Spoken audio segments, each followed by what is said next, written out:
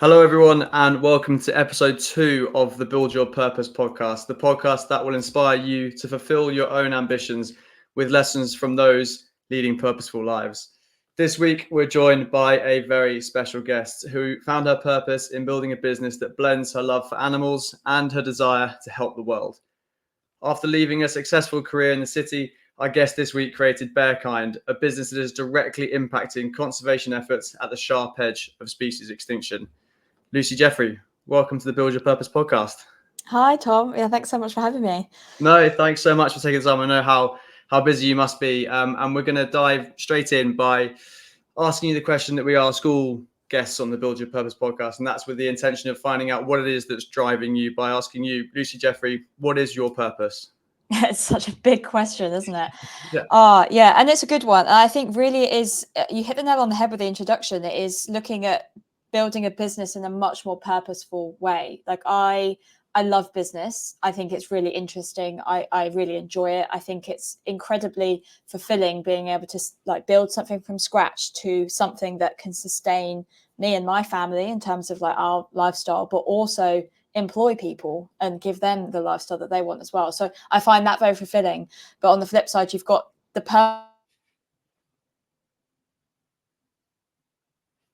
purpose-built business, and which is that we're talking about. So I'm the founder of Bearkind. We donate 10% of our profits to save the animal on our socks. So we've got a massive range of animal socks. They've all got cute designs on them, and they're all linked to a conservation or a rescue charity that's actually out there doing the work on the ground. And and in having worked with these charities more closely over the last 4 years, we're seeing that they do struggle for funds. It's hard out there right now, cost of living crisis, people tightening their purse strings. It is really tough for charities, and they're really in need of funds. And there's businesses that are doing really well. Like businesses can thrive. We're a gifting company. People still want to buy gifts at Christmas. And so being able to channel some of that money back into charities is really important. And it's kind of, as you said, blending my love for animals with the need to do something for my life that's more fulfilling. So I'd say that's where the kind of purpose side of it's come from. That's fantastic. It's such an interesting journey that you've been on, and it's great to hear how central that kind of altruistic element of your business is to you and also the organization that you've built. I'm interested, if we go right back to the beginning, how did you end up in the city? What was the process like from leaving education and then entering the city? Because I think certainly myself, I've been through that journey of going into the financial sector and realizing it wasn't really for me. So, and then I jumped back into conservation, and I think it's a journey that a lot of people go on, but don't necessarily have the courage that you've had to be able to then step back out of it. So I'm interested to know what it is that got you into the city in the first place. Yeah, I think it's quite a classic journey. Same as you. Ended up in finance. It wasn't really the goal for me, but it was a job at the end of the day. I learned a lot. But actually, stepping back further from that, I went to university. I studied biology. I remember writing in my personal statement, I wanted to cure cancer. That was my thing that I wanted to go in. So I guess you can go back as far as that and thinking there is some purpose in what I'm trying to do with my life. I studied biology. I enjoyed it. I found it interesting, but I realized that being in the lab was not for me. And biology is very much you going into teaching or in the lab. Neither of those were. I did an internship with HSBC. I enjoyed it. I liked the people. I got onto the grad scheme. So it was just kind of a natural next step for me. It definitely wasn't my dream, but you kind of panic at the end of university when you don't have a job and you need to do something. So I just panicked, got a grad scheme. I did enjoy it. I did really enjoy it. And actually, it's almost dangerous territory to be in because I wasn't 100% fulfilled, but I didn't hate my job. I quite enjoyed it. It was well paid, So that's almost a dangerous position to be in because you could just cruise and carry on. But what tipped me over the edge was the pandemic. So we were all working from home. I don't need to go into the detail there, but I think that realization that really anything could happen in the world and kind of really brought it to the surface. That was anything could happen. So actually I might as well just roll the dice for once and jump and take that leap. And so I left my job at the end of 2020 and we'd had a good Christmas. Bearkind I'd actually shut it down for a bit because at the time my mum was doing my shipping. So obviously I didn't want her going out and posting parcels, etc.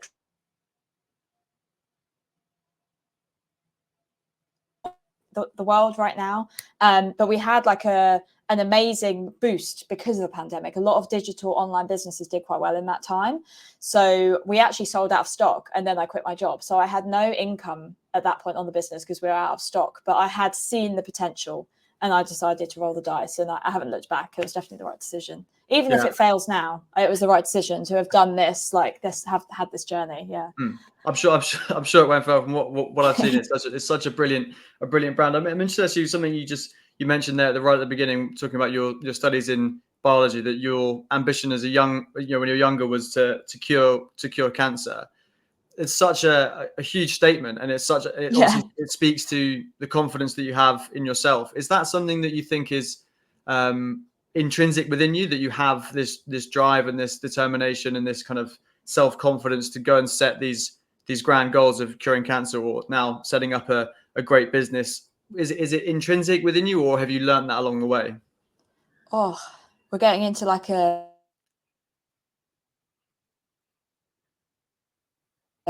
psychological session. I think there must be something. I don't know where it's come from, but I do really believe in what I'm doing. But there also comes like a bit of, I'm okay to pivot, like, and I think that's like good in business. So actually, like, so for some context, I didn't start with socks. There were other products I did first. I had reusable straws. I had like recycled tote bags, recycled t-shirts. All were fine. They sold, but they weren't quitting my job worthy. Like the socks became like the thing that I quit my job for.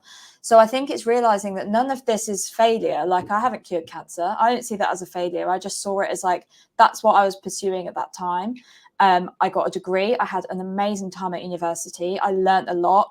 Then I got a grad scheme. And again, it's not a failure that I didn't pursue a corporate career. Like, so I think maybe it's this like willingness to realize that absolutely just drive for something, and you'll learn a lot along the way, and then maybe pivot into something else. And I think in business and education, there's a lot of that, because you get a degree and then you never use it. You never use it again in the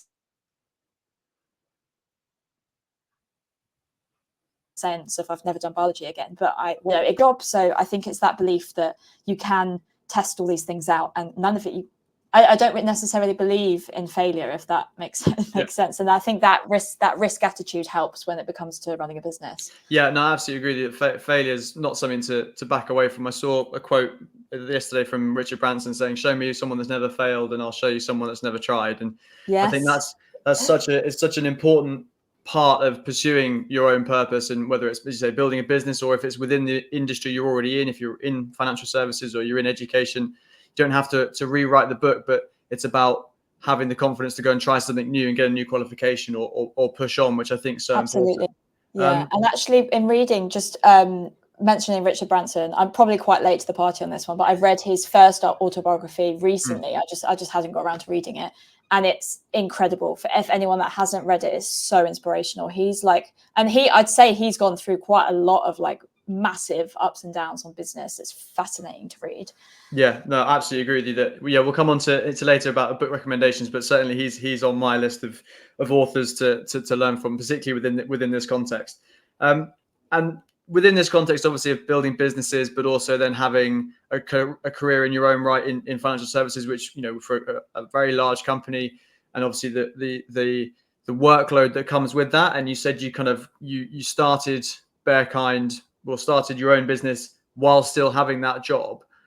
What was that work-life balance like in the beginning of continuing your career in a fast-paced industry, with also then balancing your own purpose of trying to build your own brand, get it off the ground, and do everything that comes with that? How did you balance that process? I think looking back on it now, I was kind of potentially half-assing both, and that was okay at the time. Like I was doing fine in my career, and I think actually, and I wasn't in like the investment banking space, which I know is like every hour under the sun. I was in a slightly more I was in retail banking. It's a slightly more relaxed side of it. I had good managers. Like, I got on well with my team and my managers, and I delivered. And I actually really think, especially in the corporate sector, you will carry on with your career in those services, like, as long as you're like not doing the bare minimum, but like delivering. So I wouldn't say I was going above and beyond in my corporate job, but I did enough to get by and get on really well with my like team and manager, which is all you really need to do. And I knew I didn't want to progress super fast, so I was like, I wasn't looking for promotion basically. So and I went from grad scheme to full-time job, like, so I was doing enough to kind of succeed as I needed to. But looking back on like the business, it was very small back then. I wasn't touching it often. Like, it is nowhere near the kind of scale it is right now. Like, we are working like all the time at the moment. It's crazy. So I do think there was a balance in, like, I wasn't really excelling on either at that point. And that's okay, because I was finding product market fit. I was, you know, testing the waters. I was getting traction. I was still, you know, growing it very slowly, but just kind of learning a bit to understand, like, is there something here? It's a good way of doing it, because obviously I had the backing of a salary that I could then, you know, I could afford to put money into the business without having those. Like, I got to the position where I knew I was onto something before I quit. And I also had that conversation with my partner at the time to say, like, are you willing to kind of like back me here? Like, you're probably going to be paying the bills for a while if I'm jumping into this. I only have so many savings. So you do have to look at it from like the whole risk profile of, like, I can afford to do this. If it goes to shit in a few months, I will go back into the corporate world. So I kind of like assessed my options. So I'd say, like, my job allowed me to balance both quite comfortably. I was lucky in that aspect. And then for a year, I was working from home during COVID. So you can bet that I was working more on the business during that time and doing the bare minimum. It's fine. I've left, so I can say that now. Yeah, you can say that now. It's not a problem. Now you've got your own successful business. You're not going to go back into it, so that's fine. I'm really interested in what point you said there, because our previous guest, Neil Lawton, is ex-Special Forces and now an expedition leader and adventurer. He talked a lot about the people around him and how important it is to have the right people around him when he's in these environments, whether it's on Everest, at the North Pole, South Pole, wherever it is. And equally, I think within starting your own business is almost as a fraught environment as being on top of Everest in a different context, but it comes with its own dangers. And you mentioned there about speaking to your partner and saying, you know, will you back me on this? And they obviously said yes. Within that period of your life where you're making the decision to leave a successful job in the city to pursue your purpose, your idea, your passion that you've got, how much did you rely on the people around you, and with people that are going through a similar journey to you, what kind of conversations were you having with them that allowed you to have the confidence to take the jump? Yeah, I love that question, because they say you're the sum of the people you hang around with. And I think there's twofold. You've got the people that you're interacting with a lot and all the time. And that's your kind of like current support network. That's my partner, that's my family, my best friends. And I think they're just very supportive of everything I do. I've got some amazing people surrounding me. But you also have the people that you don't speak to super often, but you might just have one conversation with that changes everything. And I think back to seeing a friend that we used to both be on the graduate scheme in Hong Kong with HSBC, and I saw her in a gap where she'd come back during COVID restrictions had kind of loosened. So she'd come back, hadn't seen her in like ages, and she was like, I hate it, I'm going to quit, I'm going to go and like start my own business type thing. And she's not someone I speak to super regularly, but she is someone that has incredible energy and is very inspiring. And she went and did that. And I look back on that thinking that was a very, very, very pivotal moment for me, because I think that planted that initial seed, because I saw her smashing it and going for it. And I was like, I want a piece of that. So I do think you have like those kind of pivotal moments, a conversation that can change everything. And that is maybe your wider circle, who, you know, I do still see. And, you know, she started a travel company in Ghana. I will actually connect you with her, because actually she'd be amazing for this podcast. And so she started this travel company in Ghana, and we went to visit her in January and saw like this amazing company that she started out there that it's just doing incredible things with like the local communities, travel destination. And yeah, it's super inspiring. So I do think having people like that you see in your network flourishing, but also both of us have our doubts and imposter syndrome, and we're seeing the struggles, and it's hard. And, you know, and I see her and I think you are absolutely smashing it. And then she'll be like, oh, it doesn't feel like I am sometimes. I'm like, no, you are. Like, you know, so I do think you do have to have those people that are just always going to be like, no, you've got this. I know it's hard, but keep going. It is very important. Yeah, massively. I think certainly for tackling imposter syndrome is so useful to have those conversations with people that have either gone before you or are doing it at the same time as you, because you can bounce off each other. And I think exactly as you said there, that's often in your own head, you don't think that you're doing as well as you are doing, but someone else looking at you from a different angle can say, no, yeah, you are smashing it. Within your journey, as we just touched on imposter syndrome. Within your journey, how big a part has imposter syndrome played within your process to getting where you are today? Has it been a factor at all, or and if it has been, what, other than sort of speaking to people as you mentioned, are there any other ways that you can mitigate it? All the time. I think ebbs and flows as well. Like I'll have, depending on what's going on with the business, how I'm feeling at the time of month for me, like I just up and down in terms of my confidence in myself. And so my partner who backed me initially, actually, he was also HSBC. Last 2 years now, he also has quit and now we run the business together. So he's also like joined me. That was quite a big moment for us, obviously, as a partnership for the business, but also for me and my ego, because it's my business and I'm bringing someone on. It's a very complicated relationship to manage, having a partner who's also like in your business. And he's kind of come in as the CEO role because he has very good experience leading teams. He's much more, he's done kind of 10 years plus in the corporate world. I've done like 3. So me kind of stepping back from that role to focus more on the founder role, which was definitely is also playing to our strengths. So it was like the right call. That role, like I was shit at it. It needs to be, but it's not that I'm bad at it. It's just that, you know, as a founder, you should have the capability to put the right person in the role and it not be you. And like that's something I'm like kind of learning as you go along. You see that a lot in like Ben Francis from Gymshark moving his role around a lot so he can put more experienced people in. Like I think that's definitely the right call. But yeah, it's imposter syndrome's a hard one. But then I do see people say it's like a good thing, because it's like you should always be feeling that. I mean, maybe this is a bit of a toxic trait. You should always be feeling like you're not quite good enough, because then you need to progress, you need to learn, you've got to keep learning and do better. Like as soon as you think that you're excellent and you're too good for this, then clearly that's not the case. You can always be learning. So I don't know, it's one of those that kind of think it helps drive you as well, but it is hard to manage.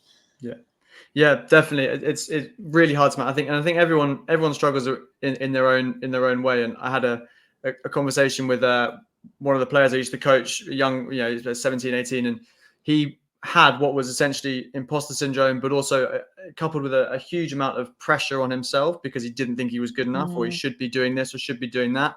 And exactly as you said, that I kind of reframed it and said, well, you'd rather have that voice than not have that voice, because that's the thing that's going to drive you, and that's the thing that was turning him into. And he's graduated with a first, and he's going on to do a master's in engineering. He's doing really well. And I said, you'd rather have that voice, that's sort of that kind of doubting voice within you that drives you, as long as it doesn't become, as you say, a real toxic trait within you that drives you down. I think that change in relationship with that little voice in your head is so important, because it can be a positive, as you say, but I think for so many people it just drives them down all the time. Yeah, no, and it is really tough to manage. And as I said, depending on what's going on in the business and like time of month, I will have real down days and real up days and amazing weeks. And I think especially for women in business, we are not consistent. Like our hormones are, I mean, I've been learning a lot about this recently and trying to like learn how my hormones affect how I work. It is nuts. Like you can have like super low hormone week, and then other times your psychological difference in that between those 2 times will be so different that you feel like something is wrong with you. And that's just kind of like science at how it is, and you can like manage it. The other thing I'd say is I have a psychologist. I've been working on for about a year now. She's incredible. And I found her because I was looking at she works with like athletes, high performers, entrepreneurs, people that are trying to like excel in their careers, like high achievers, because we are so hard on ourselves. And it's that imposter syndrome thing again, and there's a lot of it. So there's like lots of like common slightly toxic traits in high achievers that you can manage, and they are there to kind of help you succeed, but it's kind of mitigating the bad effects of those. And one of the things you can do is about celebrating your wins, because both myself and my partner are terrible for this. Like, we don't celebrate our wins. We're just like, yep, tick, next, gotta keep going, gotta. And it is a kind of like, it's a bit of a survival method because business is really hard. And you're like a duck on water, you're just paddling around all the time. But yeah, no, you do have to learn to celebrate your wins, because otherwise, because you're not giving yourself any credit for anything. Yeah, absolutely. I pick up on that as well. I just recently came back from an expedition in Kyrgyzstan, and exactly that. Just celebrating wins was so important, because ultimately we weren't able to summit due to really brutal weather conditions, and we punched up to 6,100 meters up to Camp 3, turned around and came back down on a rotation. And it was only in hindsight that I thought that in itself is a really good. That was a really good thing. That was a really great achievement, but because I was just so focused on the summit, that getting above 6,000 meters for the first time in my life and getting a lot higher than a lot of teams had done that year was a great success. But it didn't frame in my mind as a success at the time, because I was so focused on the next thing. I know, it's so funny, isn't it? And I guess it's all relative as well, because you've done that. I haven't left the house yet today. Like, so it's all relative to like, you're obviously have got like a lot of like high, like achieving goals in that space that I can't even dream of. I mean, I've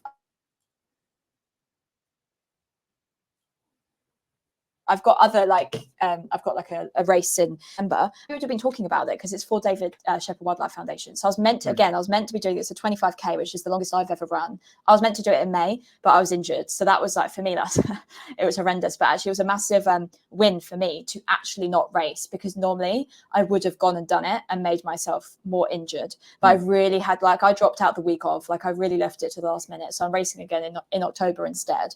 But for me, actually, that's a massive win, because I actually set that boundary in that I know I need to not race, because I will do it and I will finish it, and I will do some lasting damage. So I actually that was a very grown-up decision for me. Yeah, and that comes with I suppose knowing yourself, and learning about the behaviors that you perform almost subconsciously. There you would have gone and raced, because and now you know that in hindsight that the sort of person you are, you'll have carried on with it, and as you said, done damage to yourself. And you spoke before about the journey you've been on working with a psychologist and understanding your body more. With this process that you've gone through or going through with building a business and putting a huge amount of effort into yourself and your business, what are the kind of things that you've learned along the way, particularly about you, that a lot of people don't often have the time to be able to delve into, because they're looking at their inbox all the time, or they're working for somebody else? What has being an entrepreneur and having your own business taught you about you?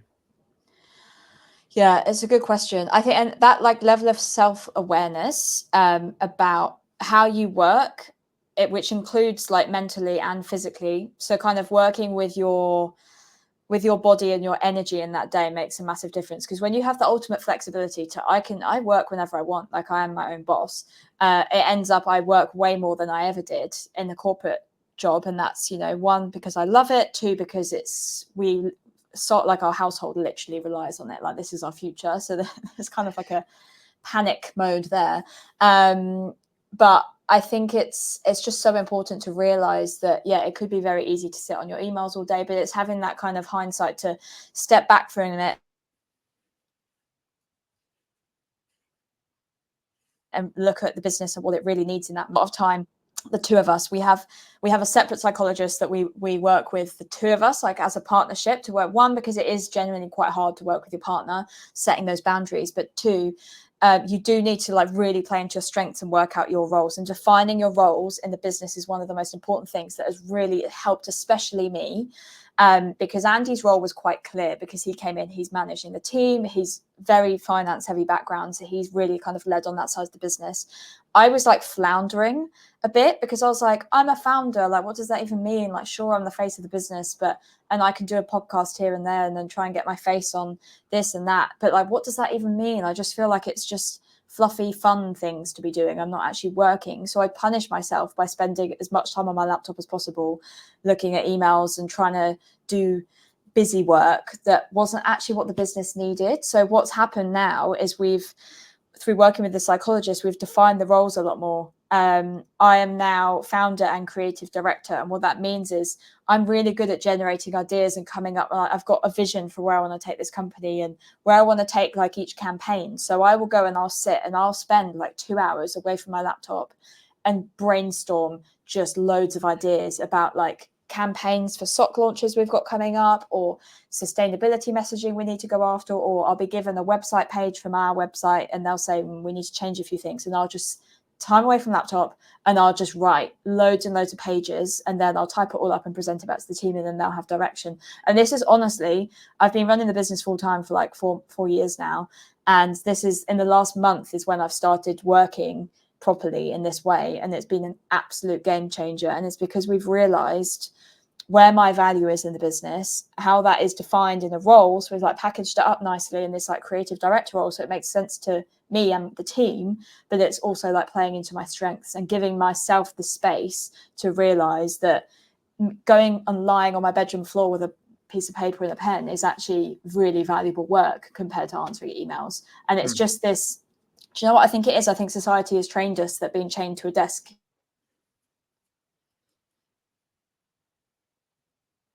is the most valuable thing you can do, whereas not necessarily that.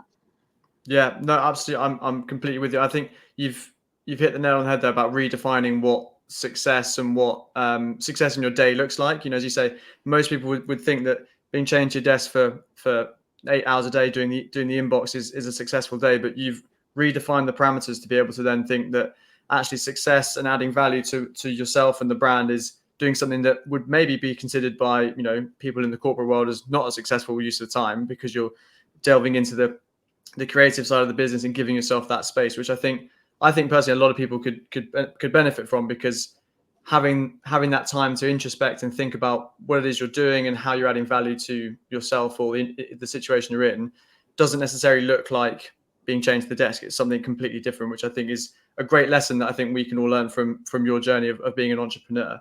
And within that of that sort of level of introspection, as I said, and that level of kind of thinking outside the box, have there been any moments where you've had an idea that's been completely out there, but has been the best idea you've had, but in the beginning of having it you thought, oh, we're not sure about that, but you've gone for it and it's turned into something really successful? Completely out there.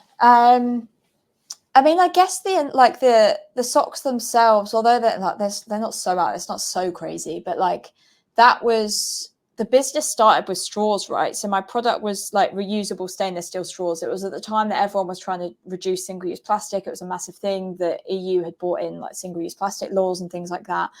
And so I was building this business on straws. And the reason the sock and the charity model came in is because there was a video going around the internet of a turtle with a straw stuck up his nose. So turtles have become like a bit of a mascot in our marketing. And I wanted to work with turtle conservation and, you know, actually give back to turtle conservation, because I was using all their imagery all the time, and it just felt like a natural next step that, you know, they deserve to have a piece of the action. And so I did come up with this charity model that I wanted to do. And then I was like, well, I'll just stick it on some socks because the straws don't have them. I feel like a tenuous link. So I'll just bring out a limited edition run of socks. So to be fair, it probably felt very random at the time. I was like just kind of trying ideas without, and I also was testing nothing. I was just like, right, I'll stick a turtle on some socks and I'll just start selling that. And I just bought them out and I just wing it and see where it goes. And I've very much had that viewpoint ever since, that if you can test something in a fairly cheap way, I still had to order quite a lot, but I was like, I back myself to sell these. Just try it. Like, don't think too much, just do it and see where it goes, because that one change and that one product is what we've built a business on. And there wasn't too much thought that went into it. Like, I just had an idea and just started playing with it. So I think it's very easy, especially for people wanting to start a business or come up with this like light bulb $1 million idea. don't try not to overthink it, because it's really easy to be like, I'm going to have an entire business plan and my 10-year strategy in place and where I'm going to get the money from, etc. Whereas you just need to start testing things. Like, you just need to get one person to think this is potentially a good idea, and then from there start an Instagram account, get a landing page, collect emails of people actually interested in this idea. Like, you can actually gain traction without spending any money. So that's where that's kind of come from. Interestingly, we did have a bit of a side sock that was different from our usual. This wasn't successful, but it's interesting. We did a range of Ukraine socks. So when the war first started happening, I was like, I want to do a range of Ukraine socks. Andy wasn't sure about the idea. I actually don't think he was in the business at that point.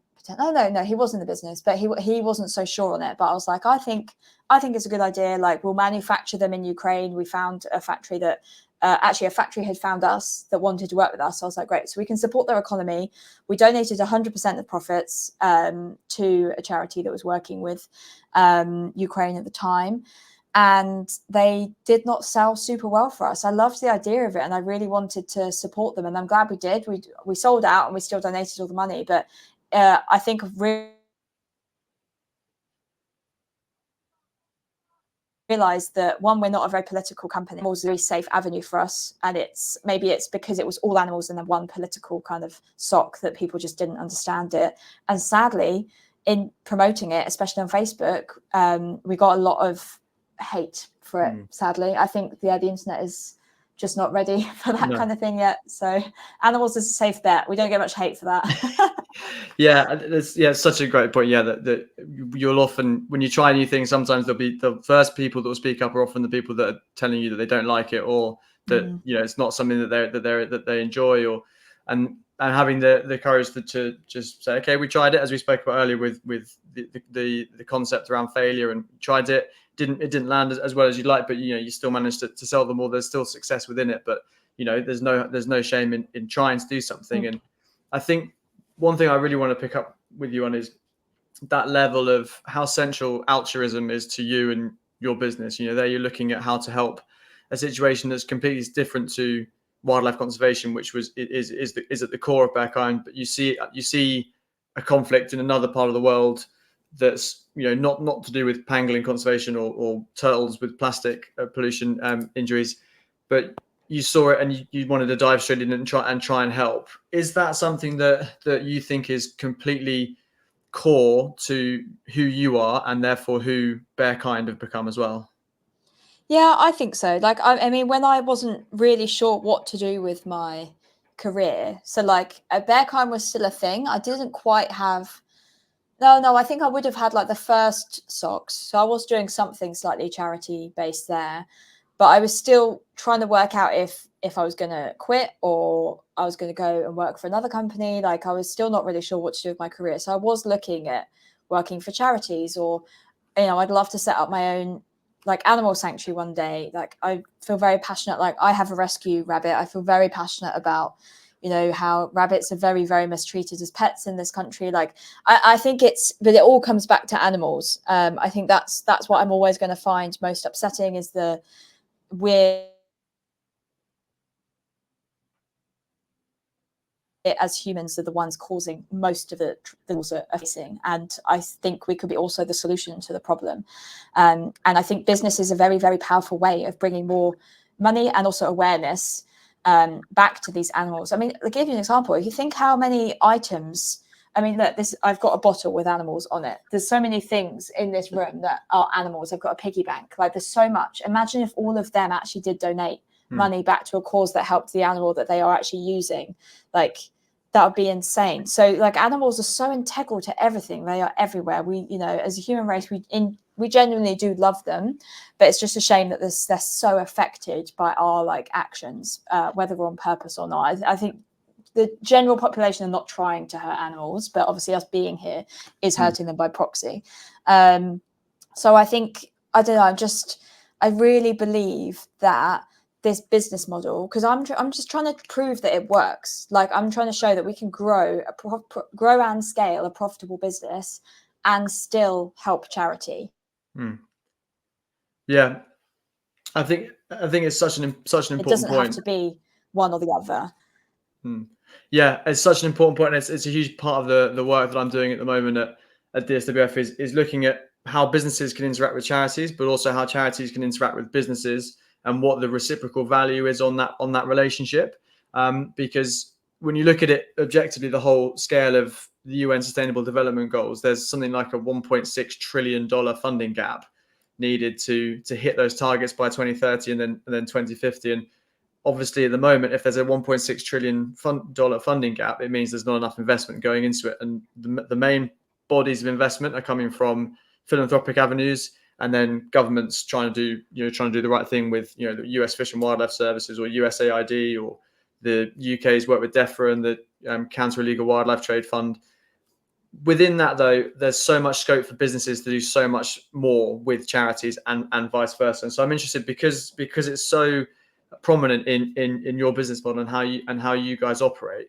What benefits have you seen coming to you from working with charities? Have there been, whether it's marketing aspects with the stories that are being told from the front line of the work you're funding, or whether it's lessons you've learned from how they operate, or what values have you seen from working with charities? Yeah, it's the stories are very, very powerful. And I think that's ultimately why people are buying from us. That's why they're buying our socks over just a normal pair of socks, which ultimately might be cheaper. I think we are in the kind of gifting sector. So we're probably about the right, like we're £10 for a pair of socks. So if you look at some of our main competitors, like Happy Socks is a massive sock company, they're more like £12, £13 a pair, but they don't have the charity element.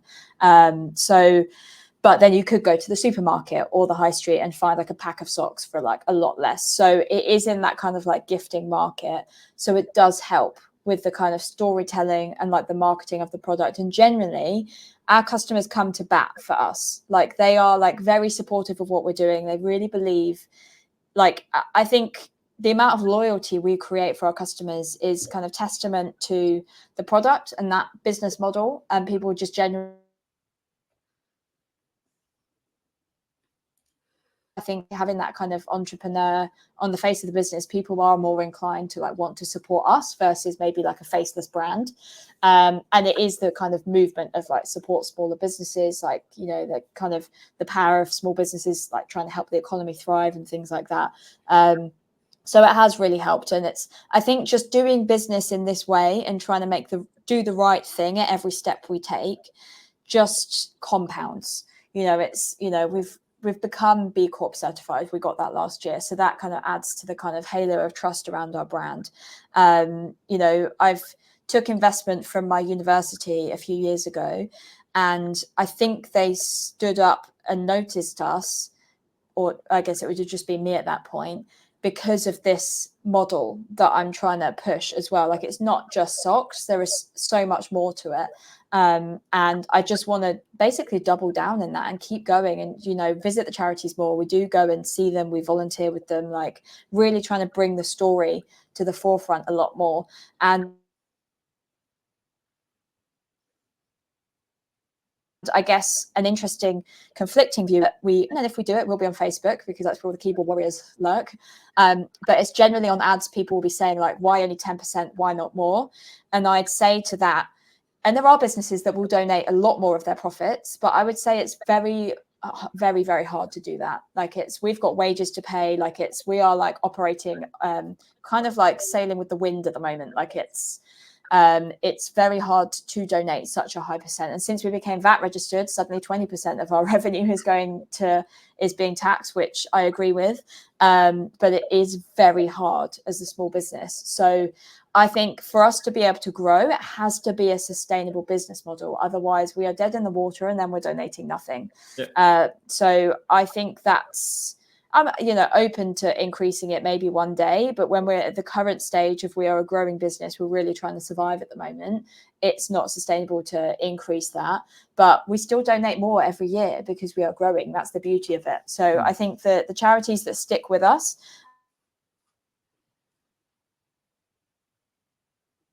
every year. Yeah, no, I think you're absolutely right. I think they call it the stickiness of your brand is, how much people rebuy and how often people come back to you for the same product or to interact with you again. And I think one thing that you've spoken there about is the core of the business, and I think the reason why people are coming back to Bearkind is because of the why you guys are doing what you're doing. And obviously Simon Sinek talks passionately about, it's not what you do, it's why you do it. That's the difference. And I think having a business like yours, which is so intertwined in helping others with an altruistic purpose, is so important, because I think a lot of businesses, a lot of people can learn a huge amount from the way you guys operate, because you've shown that having such close connections to the charity sector is also helping form a profitable business. And I think that's the key for unlocking real development towards the UN's SDGs, as well as within individual charities' objectives, is to ensure that the work that's being done on the ground, whether it's wildlife conservation, whether it's humanitarian work, education work, can be fed back into the business sector, and not only be something that's a feel-good factor, but also have tangible business benefits as well. Yeah, 100%. And I would add as well that businesses, because there are lots of businesses that donate to charity. I think the fact that it's a tax benefit helps, but usually it's kind of like they'll have a charity partner. They might do a volunteer day once a year, and then at the end of the year, they just donate a percentage of profits or whatever, like a lump sum. And it is a tax benefit. So I think that is a lot of the reasons why companies do it. Fine, still manage charity, so I don't really care the reason behind it, but I would actually challenge those companies to think that actually the more involved you are with these charities, and the more you're kind of telling that story of your connection with them, the more powerful it is for you as a company. Like, you're almost donating without any of the additional benefit that is there in terms of actually like being super involved with the charity. Like, and make it a charity that makes sense to your business. Like, obviously we're animal sorts conservation. It makes completely sense when you look at it as a whole. There will be businesses out there that, like, animals make no sense to my business. I sell, I don't know, doors and windows or something. So actually make it more about business. So if you donate to a homeless shelter for people that, don't have a roof above their head type thing. So there's always going to be a charity out there that works more closely for you. Maybe you have a personal reason for supporting that charity. Maybe there's someone in your family. So I just think there is so much power there in those stories that works for the business as well. So if you're already working with a charity partner, think about how you can amplify that message. Yeah, definitely. And speak to the charity, because the people within the organization you're supporting will have ideas to help. And ultimately, with charity to business partnerships, the more money that the product line or the project makes, it's mutually beneficial for the business and for the charity. Yeah, so absolutely form those close connections, tap into the different skill sets that you'll have within your partner, and unlock the benefits that come with it. And I think, if anyone listening to this is thinking about starting their philanthropic journey within their business or themselves, look at what Lucy's doing with Bearkind, because I think it's such a great case study for other people to go and learn from. And that brings us now to learning more about you, Lucy, with the closing quickfire questions. And we spoke earlier about obviously Richard Branson and how you started reading his book. But the first question I'll ask all our guests is a book that you think should be on everyone's bookshelf. I thought long and hard about this, because I love reading, and I landed on this one. It's called The Unexpected Joy of Being Sober by Catherine Gray. And it's about, she was an alcoholic and it really affected her life. And I've never had a problem with alcohol, but I no longer drink, and I haven't done for like the last 3 and a bit years. And I think it's life-changing. Even though I was not a big drinker, I was a social drinker, and even then not often. I put a lot of my success down to not drinking, I'd say, actually. And it's a very good book, that one. Yeah, it frees up your sort of mental headspace and absolutely. Yeah. Just everything is better when you don't drink. Everything. Yeah, I think also now there's so many great non-alcoholic brands out there that you can tap into, especially during the week if people are busy. The last thing you need when you're trying to build a business or build your purpose is to have a fuzzy head on a weekend morning. Exactly. Yeah. They're great. Well, I'll add that. But it sounds brilliant to my reading list, definitely, for sure. And you've been on such an incredible journey from having a successful career in the city to now building an unbelievable brand. Have there been a time along that journey where failing has directly led to success, or failing in any capacity led to success? I know we touched on it a little bit, but it'd be great to put it into a package for people to learn from. Yeah, absolutely. And I had to sit and think back because they were probably very significant to me at the time, but now just feel like just a fork in the path and I went down one rather than the other, not out of my choice, because when I was still at HSBC, I was trying to get into sustainability within the bank. Like I wanted to work in ESG in that sector. I had an interview. I got to the bottom two for like a job that would have been, I thought would have been incredible within sustainability in the bank. It was a brand new team. Like I was so buzzing for it. I didn't get the job. And then I applied for a master's at Cambridge to do sustainability leadership. So I would have had to stay at HSBC whilst I was doing it because it was part time. So I'd have had to work. It was the whole point of it was to build my in the bank whilst learning about how I deploy those values into the bank. And I got waitlisted. So I kind of got that far enough. I was so close, but they didn't, no spots came up. And so I didn't end up doing the masters. And to be honest, I don't know how it was very expensive. So I'm not actually sure how I'd have funded it. But anyway, I truly believe now that those things happen for a reason. Like I then quit my job. I would have had to stay. I would have stayed in the bank. I wouldn't have pursued this business potentially if I'd gone down either of those forks in the road. So I think I'm very glad neither of those things happened. They're not necessarily a failure, but yeah, you can see it as a failure. I didn't get the job. I didn't get onto the master's course, but both those things happen for the right reason. Yeah, definitely. I think it does that. I think it's the symbol in the Japanese language for crisis is the same as it is for opportunity. So whatever happens. I love that. Yeah, there's always a way you can reframe what's happened to you. And as you say, you could reframe it as failure. You didn't get into Cambridge, but the opportunities that you were afforded because of that incident, failure, for want of a better phrase, has led to where you are today, which I think is a great lesson to learn. And then finally, we ask all of our guests to write a postcard to their 20-year-old former self, imparting a piece of wisdom you've learned on your journey that you wish you'd have known at 20, or you think would be useful for 20-year-old Lucy to have learned from where you are today. Yeah, I love this. We should definitely do this more often. So yes, I wrote out, stand up for what you think is right, even when it's uncomfortable. There will be people who don't like that you have the confidence to follow the beat of your own drum. Their insecurities are not your problem. Always ask the question that's on the tip of your tongue, because insightful questions will get you noticed. Wow. Fantastic. That's such a great piece of that. And it speaks to everything I think we've spoken about today, about having the confidence to take the leap that you've done and build the business that you've done and really just impart that wisdom to the 20-year-old self. I think is such an important lesson, I think, for all of us to learn. So Lucy, thank you so much for joining me today. It's been an absolute pleasure to speak to you and find out more about your journey. I'm certainly feeling more inspired to get cracking with different projects I've got going on. And yeah, no, it's been an absolute pleasure. Thank you so much. No worries. Thanks for having me. No worries.